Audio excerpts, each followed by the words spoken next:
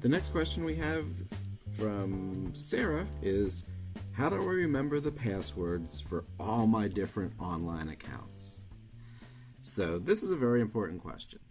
Let me answer it by talking about what I've done in the past, the clever things I tried to do, and then a little bit about exactly what I do now. For many years, I thought that I was pretty smart in that I had narrowed down my world to maybe 3 different passwords, and it was relatively easy to go through a sequence of trying each one of those 3 every time I went to a site that I had an account with, and one of the 3 would probably work. That's a terrible idea. Don't do it that way.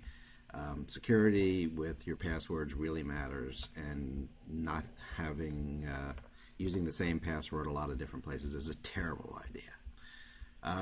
Another approach that I used over the years was when browsers started to remember passwords for you, and I thought that was a wonderful solution, and used Google a lot because Google Chrome did that really well, and it remembered everything, and that helps you get by, and at least you can have different passwords in each one. Ultimately, that's a troublesome solution because they're not necessarily backed up, and if you lose parts of Google Chrome, it can go away, and it's just not secure. I've also at various times tried to keep all of my passwords in a spreadsheet somewhere, and keep track of all of the different ones that way.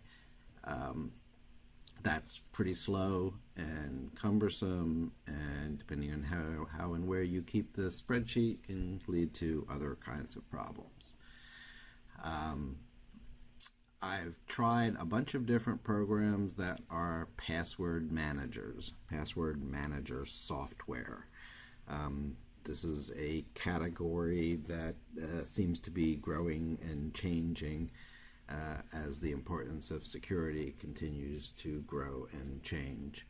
I've used a bunch of different ones, and about the 4th one that I used, and the one that I currently use, is called Dashlane, and I really like this solution so far. It has taken me a fair amount of time to get it set up the way I want it, but has some great benefits in terms of backing up different things to the cloud. It also will generate passwords for me, passwords that are really hard for anyone else to duplicate, very strong passwords. It's a cloud application, so it doesn't matter what computer I'm at, I can get the benefit of the passwords, and it also has companion apps for phones. So in my case, I have it on my laptop and I have it on my iPhone, and I'm able to store passwords for an account, for my Gmail account, for instance, in one place and access it from both of those. So I strongly recommend Dashlane, or try any of the other password managers you find. What I did was I used Dashlane, I believe has a 30-day free trial. Well, actually, it's free all the way through, depending on how you use it. And I used it for 30 days, I know, and got comfortable with it, and decided to stick with it for the long haul. It works really well for me. The other important thing that you should be aware of in the whole password security area is the idea of two-factor authentication, which is called a whole bunch of different things. But basically the idea is that in order to let you into any website or any application, you need more than just the password. In most cases, you put in your password and then it's going to ask you for some kind of a code.